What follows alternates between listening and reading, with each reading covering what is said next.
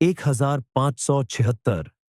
राजपूताना की चट्टानों में अचानक गूंजती टापों की आवाज और धूल के बीच उभरता नाम महाराणा प्रताप।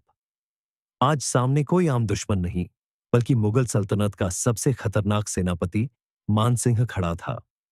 कुछ ही पलों में यह युद्ध इतिहास को दो हिस्सों में बांट देने वाला था। मुगल साम्राज्य पूरे भारत पर छा चुका था, मगर मेवाड़ की धरती अब भी झुकी नहीं थी।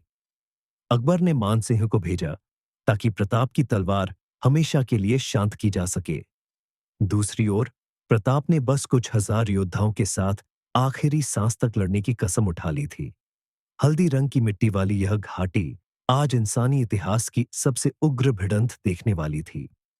पहाड़ों के बीच एक खामोश तनाव तैर रहा था, जैसे समय भी अपनी सांस रोककर खड़ा हो। सुबह का पहला उजाला होते ही प्रताप की सेना दो पंखों की तरह फैल चुकी थी। भाले चमक रहे थे, ढालें कस चुकी थीं, और बीच में खड़ा था चेतक, प्रताप का अमर घोड़ा।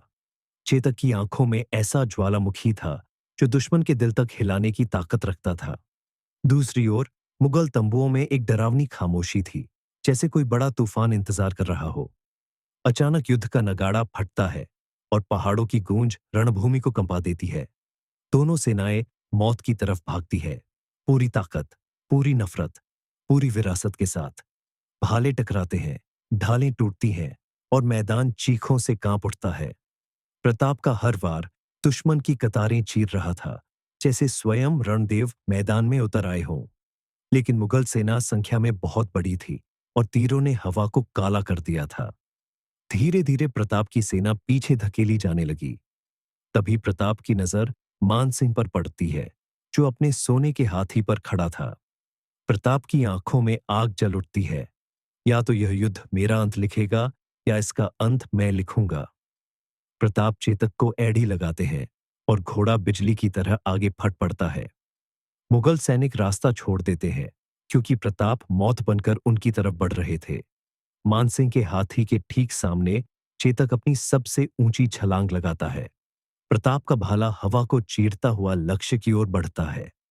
तभी एक जहरीला भाला चेतक के पैर में धंस जाता है और घोड़ा लड़खड़ा उठता है। प्रताप ढाल से वार रोकते हैं और घिरा हुआ मैदान और भीषण बन जाता है।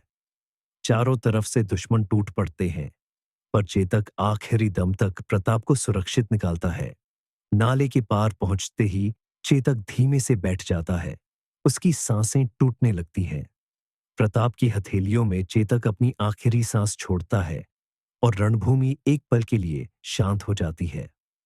हल्दी घाटी का युद्ध बिना निर्णायक नतीजे के खत्म हुआ, लेकिन मेवाड़ मुगलों के हाथ नहीं लगा। प्रताप हार नहीं पाए, क्योंकि प्रताप कभी झुके ही नहीं। आज भी हल्दी घाटी की मिट्टी उठाओ, उसमें चेतक की टापों की गूंज सुनाई देती है। उसमें प्रताप का साहस सांस लेता है और यह कहता है, स्वाभिमान कभी हारता नहीं।